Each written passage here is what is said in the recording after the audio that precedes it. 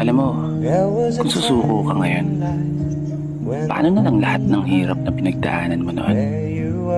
Sige nga, yung pagod, sakripisyo, sa araw-araw na maghapon na yung tinon.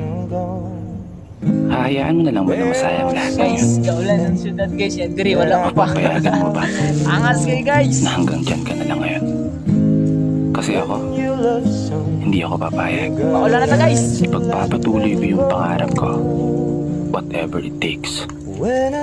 Ano man na maging resulta nito sa dulo, ilalaban ko yung pangarap ko, gaya ng pinangako ko sa sarili ko. Kaya ikaw, huwag kang susuko. Ganon din sana ang gawin mo.